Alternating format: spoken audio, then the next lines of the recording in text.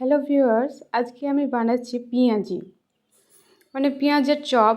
অন্যান্য ভাষাতে কে বাংলা ভাষার তো অনেক ধরন আছে, কে কোন ভাষায় কি বলে। আমাদের ভাষায় আমরা পেঁয়াজি বলি, মানে পেঁয়াজের চপ আর কি।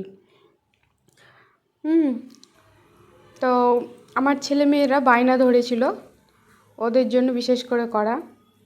তবে কিন্তু বেশিরভাগ মানুষই এই খাবারটা খুব পছন্দ করে। একটা মুখরোচক খাবার, তাই না? মানুষ শুধু এটা বলে না, বিভিন্ন ধরনের মুখরোচক খাবার খেতে খুব পছন্দ করে। তো তারাও মানে বায়না ধরলো পেঁয়াজি খাবে, তাই আমি একটু করে দিলাম আর কি।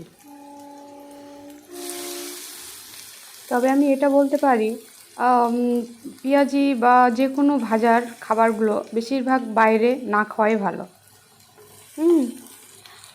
বাড়ির মধ্যে এটা শিখে নিয়ে বাড়ির ভিতরে এভাবে এগুলো তৈরি করে খাবার খাওয়া খুবই বেটার হবে।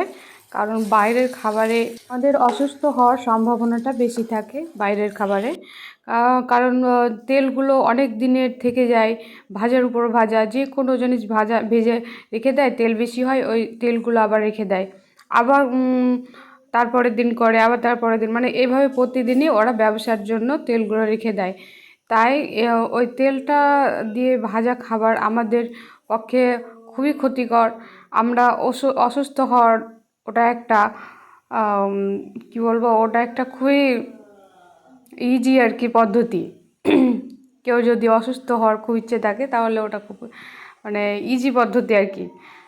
বাইরের খাবার, তেলে ভাজা খাবার খাওয়া।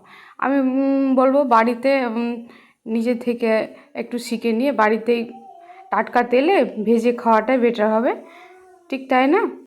আমরা ইউটিউব ফেসবুক থেকে নিত্য নতুনের খাবার রেসিপি দেখতে পাই, সেখান থেকে আমরা মেয়েরা শিখে বাড়ির মধ্যে বানাতে পারি মুখরোচক খাবার। কিন্তু বাইরে রেস্টুরেন্ট বা যে কোনো দোকানে খাবারের ওখানে কিন্তু টেস্ট বাড়ানোর জন্য বিভিন্ন রকমের কেমিক্যাল, বিভিন্ন রকমের পদার্থ ব্যবহার করা হয়, যেগুলো আমাদের বড়দের পক্ষে তো ক্ষতিকর হবেই হবে, বাচ্চাদের পক্ষে মারাত্মক ক্ষতিকর।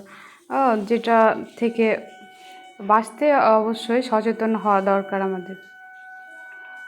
ঠিক আছে, থ্যাংক ইউ। আমার যদি রেসিপিটা ভালো লেগে থাকে একটা লাইক, কমেন্ট, শেয়ার করে দিও।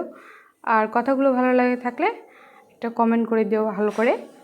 হ্যাঁ, ঠিক আছে, থ্যাংক ইউ ভেরি মাচ।